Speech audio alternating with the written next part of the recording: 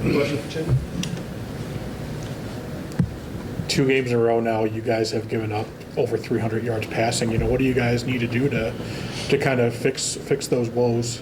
Yeah, I think if you look back at the game from Saturday, I just cut them out. There's about 9 plays where you take those 9 away. You can't take them back. Get those fixed, and it's no magical answer. There's some technique issues we got to get fixed. There's some tackling issues we got to get fixed, and then we just can't have a lack of urgency once we start getting up on an opponent. We've got to keep that sense of urgency going, sense of urgency to get aligned, communicate, execute our techniques, and play football. How tough was Jalen Royals to stop?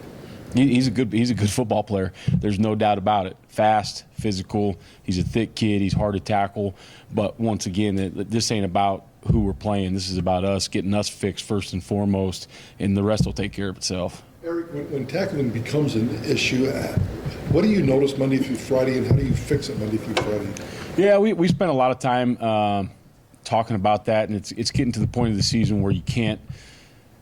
We've been hitting some live tackles in practice, but you can't tackle a ton just because of the wear and tear on bodies. So we spent some time yesterday talking about better ways to execute a simulated tackle and intentional finish in the team periods. We're going to try out a couple new things this week, see if it works. But I know this, when our team targets high, it's not successful.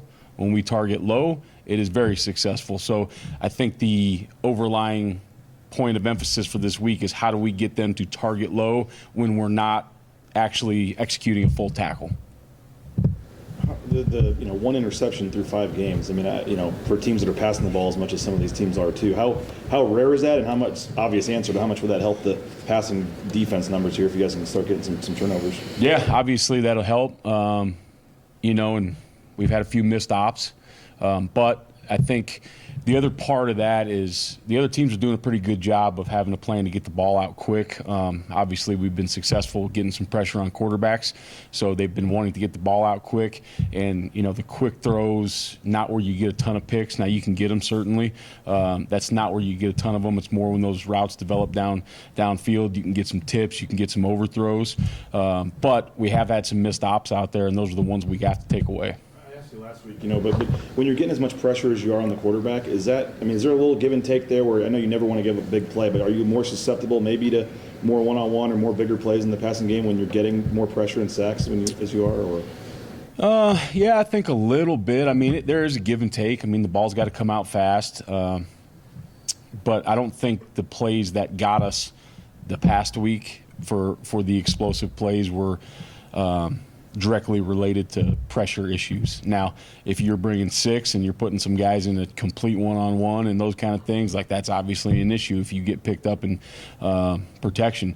I just don't think that those were the things that hit us this past week. So it's on me to get those techniques cleaned up. It's on me to get those communication pieces cleaned up, and we will work very hard to get those cleaned up here starting today. I feel like Ty's playing back there, and obviously you guys put him in a pretty big role this season. He plays more than pretty much anybody on your defense, and he's always had some really nice moments, and sometimes you forget that he turned 19 like 2 weeks ago and he's only in his second year of college. Yeah, Ty, he's doing a great job. He's a leader for us as a young guy on defense. The thing about Ty is you can live with any mistakes that get made out there, but you can really live with his because he plays so hard, and he'll cover him up with some effort. There's some things that obviously out there we got to get corrected with him all the time, partly being a young guy, some inexperience, and just some things that he's never seen before as the live bullets start flying. But, he plays so hard and he plays so aggressive. He's going to get things fixed, with effort.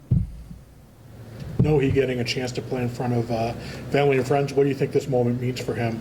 Yeah, I think it's going to be huge for him. Braxton Philly's got a lot of family in Hawaii, so those guys going back home probably going to be big for them, but also big for their families that don't get over here to see them a lot. So I think just those guys going back to the island, obviously helping us with recruiting a little bit, getting some local guys back there, getting their families to the game. But I think it's going to be really cool, especially for Nohe to have his kids get to see him play in Hawaii and those kind of things.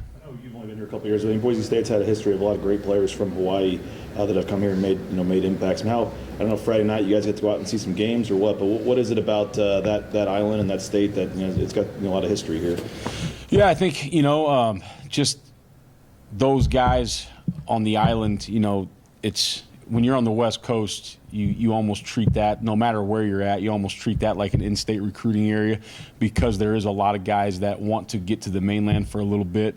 Certainly a lot of guys that want to stay home and play at UH, but also a lot of guys that have lived there their whole life that want to see a different part of the world for a few years or a few seasons. So I think that, you go over there, it's a very small in mileage, but there's a lot of people and a lot of really good football players on Oahu. So I think it's a very fertile recruiting ground. And the great thing about it, I've recruited it a long time, is you don't have to spend an eternity there, because you can get around pretty quickly. So you can to do one state in 4 days or a week is pretty unheard of. But I think that's one state, if you're just on the island of Oahu, that you can get that done. Without Sheldon, you guys get a little thin there on the inside, it kind of seems like. How do you guys kind of manage that? And was it nice to get Michael in there, once you guys got up for a little bit yesterday? Yeah, it was nice. It was nice to get a bunch of guys in when we got up. And obviously Michael Madry, he's coming along like we want him to. So he's going to get some more reps until Sheldon gets ready to go. But he did a good job when he got in the football game. Obviously, Mike Callahan's played a lot of football. So, without Sheldon, it's not exactly where you want to be, but we're going to be good. Next guy's got to get ready to roll. And then I think that was a good opportunity to get a lot of young guys some reps there in the second half on Saturday. How much is that, test those guys? I mean, I know Brax played a lot here, and Herb and the guy, and obviously Michael, but how much does that kind of more test those guys and stuff with their staying on the field a little bit longer at times? Yeah, I think they're ready for that because of the way they train. I also think that I didn't say it, they've been telling the young guys since the beginning of camp, we're going to need one of you. Like, something's going to happen. You don't often go through a season and not get a D tackle a little banged up. 1 game, 2 games, a half, whatever it is. So they've been doing a good job of getting those guys ready. They coach them extra. When I'm not around, they really focus in on them in practice. When they're in, they really help those guys. So I think they're trying to build those guys up because they know, like, they can't play every rep, and they need those younger guys to step up. We've asked you a lot about the pass defense, and you're facing a top 40, passing offense on Saturday. What's this challenge like?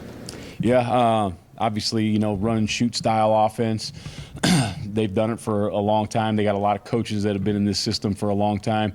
I think the biggest thing when you're facing a group like this is, they're not going to stretch you as much as Utah State did, but I think this group does a really, really good job of adjusting routes based on coverage. So they can call a lot of their base plays, and it can look much, much different play in and play out depending on if you're playing cover 3 or cover 2 or quarters or man. So that challenges you. It challenges you in the breakdown a little bit just to see, like, what was that play really? Was that the same as the one before, or was that a new play? But I think their quarterback and their receivers are really on the same page with what's going to happen based on, I'm getting a cloud, I'm getting a bail corner, whatever the case may be. I think they're really good at that. Your quarterback's been pretty accurate this year. What do you have to do to throw him off his game? Yeah, I think it's the same thing that, with every other quarterback. You're going to have to pressure him a little bit, and you're going to have to confuse him with some coverage.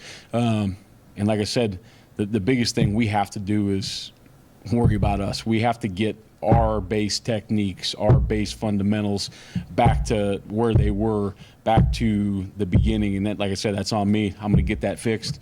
And we have to really communicate based on, because the Hawaii will give you some, I wouldn't say the formations, there's not a huge variation in formations, but there is a variation in the splits. So what tools and coverage do we want to play based on what splits are being shown? With that pressure, you got a sack on the first game against Utah State, but then that was the only sack of the game. How much focus is that going to be to get more pressure consistently throughout?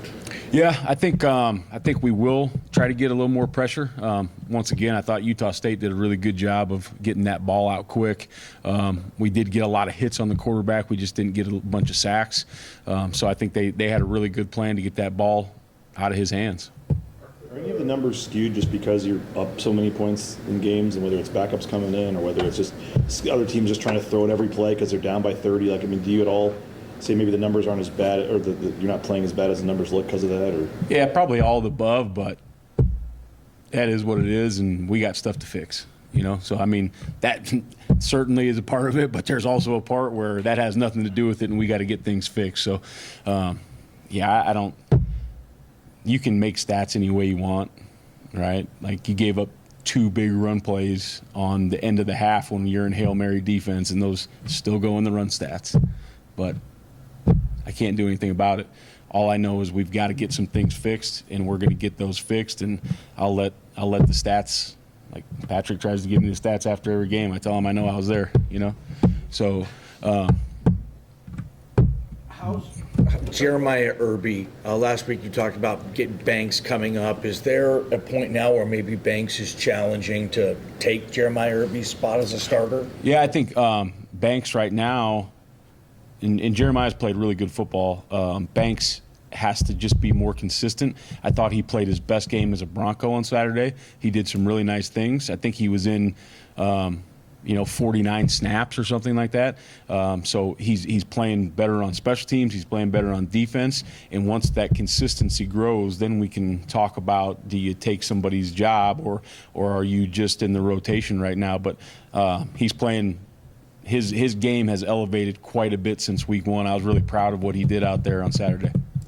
It seemed like he did probably one of his better games. What's like the challenge there is trying to fit into a new program, I guess, like he's had to do, because you could see it from the beginning, but now like really starting to connect, I guess. Yeah, I think he had some things working against him, coming into a new program, getting here a little bit later than everybody else, coming off of an injury at his previous school. So there's a lot of things to deal with. It wasn't just, hey, I'm getting to a new system, I got to learn that. There was a plethora of things that he was trying to work through. So I think he's done a really good job getting himself in position to where he's at, and I think he's just going to continue to get better. I kind of asked you about him recently, I know, and we probably ask you about him every week, but just his level of consistency, like where do you think he's at with that? I mean, like he had 9 straight games with a sack at one point in time last year.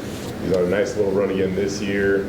Like he did, I feel like he played fine on Saturday too. But like where's his level of consistency at? Yeah, I think he's super consistent. He plays hard. Rarely is it, what was he doing on that one? Like he does his job. He executes his techniques. He plays at a really, really high level. He plays at maximum effort, and good things are going to happen for him, and they're going to continue to happen to him at Boise State, and they're going to continue to happen for him in the National Football League when he gets a shot there too. He's just a really consistent player. Anything else? Thanks, gents. All right, thank you. Thanks, sir. Thank you. Thank you.